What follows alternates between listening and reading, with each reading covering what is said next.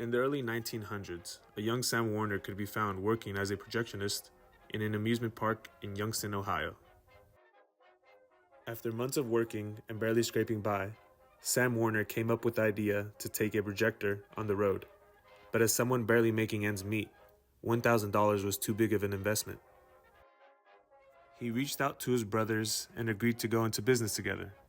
And so they started screening films all over Ohio and Pennsylvania, targeting small mining towns in need of entertainment. In 1903, they decided to open up their first physical location, a Nickelodeon with the admission fee of a nickel. This location featured one of the brothers, Jack Warner, as a musical guest, singing for the audience members during intermission. In 1918, the company made a major leap and opened up Warner Brothers Studios on Sunset Boulevard.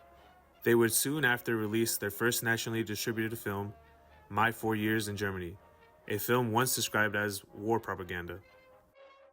In 1923, Warner Brothers Studios finally began capturing Hollywood's attention with the help of a very unconventional actor, a French dog named Rin Tin Tin, who was featured in the film Where the North Begins. While making $1,000 a week, the dog struggled to carry the company on his back, as he was the company's biggest star at the moment. The next big step was sound. In 1925, the brothers added sound, initially opposed by Harry Warner, in which he famously said, "Who the heck wants to hear actors talk?" Sound gave way for the success of films like Don Juan, which ultimately paved the way for The Jazz Singer, a revolutionary film that marked the beginning of the sound film era by providing dialogue and music. During the Great Depression, the studio released On with the Snow and Gold Diggers of Broadway, popularizing colored films and yet again revolutionizing the film industry. In 1931, Warner Brothers decided to focus on more socially realistic stories, but ended up being criticized for the glamorization of gangsters with films such as Little Caesar and The Public Enemy. They were then known as the Gangster Studio, launching the career of James Cagney, Hollywood's first gangster. In the 1940s, things got tough for the studio, that controlled their own production, distribution, and theater showings. A Supreme Court ruling that wanted to prevent a monopoly in the film industry forced the company to shut down their theaters and start working with other companies. From the beginning, the Warner Bros. Set out to give the audiences the best show they could. Early on, they found their most profitable films were comedies. The German director Ernst Lubitsch directed most of Warner Bros. Comedies, including The Marriage Circle in 1924. Audiences came to recognize the Lubitsch touch. The studio didn't shy away from taking risks. They produced The Jazz Singer, directed by Darryl F. Zanuck, the first film with synchronized dialogue.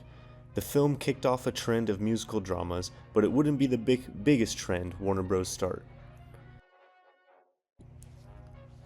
In 1931, the studio released Little Caesar, a gangster film directed by Mervyn LeRoy.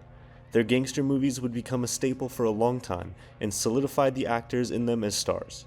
Edward G. Robinson played Little Caesar and became a household name. He would star in many Warner Bros. Gangster films, and with Mervyn LeRoy as director, the studio had a sure moneymaker every time, until the genre began to slow at the box office. The studio didn't only produce action-packed gangster films, they also produced slower, quieter dramas. And what better example than Casablanca, directed by Michael Curtiz. Curtiz wasn't new to Warner Bros. At this point. He'd already made dozens of films for them since 1926. As gangsters lost their popularity, westerns began to make a rise. Their first western was The Oklahoma Kid, directed by Lloyd Bacon in 1939.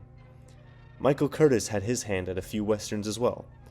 Another notable director is, of course, John Ford, who directed The Searchers.